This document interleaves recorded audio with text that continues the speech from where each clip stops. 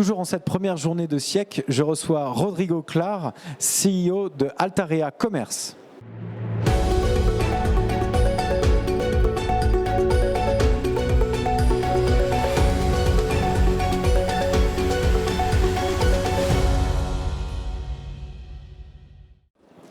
Rodrigo, bonjour. Bonjour Jean-Baptiste. C'est un plaisir de vous recevoir sur notre plateau Business Immo. Également. On va faire un petit regard dans le rétroviseur sur l'activité de Altarea Commerce. Quelle a été l'activité sur les derniers mois? Comment s'est tenu ce premier trimestre pour vous? Écoutez, on est très fiers de notre activité du premier trimestre. On a publié des résultats assez performants avec un retour de la fréquentation en hausse d'1%, chiffre d'affaires de nos enseignes en hausse de 7%, les revenus locatifs en hausse de 9%. Enfin, l'ensemble des indicateurs de l'activité d'Altarea Commerce sont dans le vert et on est très fiers. D'accord, alors je rebondis sur le mot vert parce que vous avez le groupe, en tout cas le groupe Altarea a une stratégie environnementale déjà très bien définie. Comment est-ce que ça se décline dans le commerce? Alors, de manière générale, sur l'ensemble de nos activités immobilières, on fait très attention à travailler sur la performance environnementale de nos projets. On travaille en termes d'asset management, de stratégie sur les actifs dont on a la responsabilité et des projets que l'on développe. Il est très important qu'on réussisse à améliorer de manière significative la performance environnementale de notre patrimoine. Mais de manière plus générale, la stratégie RSE d'Altarea Commerce s'appuie sur différents piliers. La planète, c'est là où on va s'appuyer davantage sur cette diminution des émissions de gaz à effet de serre, diminution de la consommation d'énergie, amélioration de l'ensemble des indicateurs de performance énergétique. On va également beaucoup s'appuyer sur le territoire.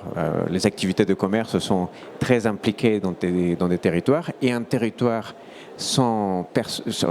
le territoire est défini également par les personnes qui y habitent. Donc on fait très attention à l'ensemble des personnes qui visitent nos sites, à l'ensemble des personnes qui travaillent dans nos sites. Et puis un dernier mot pour nos commerçants, avec qui on travaille étroitement pour améliorer également tout ce qui concerne le commerce responsable. D'accord. Je vais rebondir justement sur ces commerçants. Le rapport qu'ont en tout cas les enseignes avec leurs bailleurs est actuellement peut-être des fois un peu compliqué. On a beaucoup parlé de la réforme du bail commercial. Quelle est votre approche chez vous? Alors nous, on a développé une démarche qu'on appelle Tandem, qui consiste à travailler étroitement avec les enseignes. On les accompagne dans leur développement. On est très fiers d'avoir suivi le développement de l'ensemble des grandes enseignes françaises. Les enseignes préférées des Français se développent de manière significative dans notre portefeuille.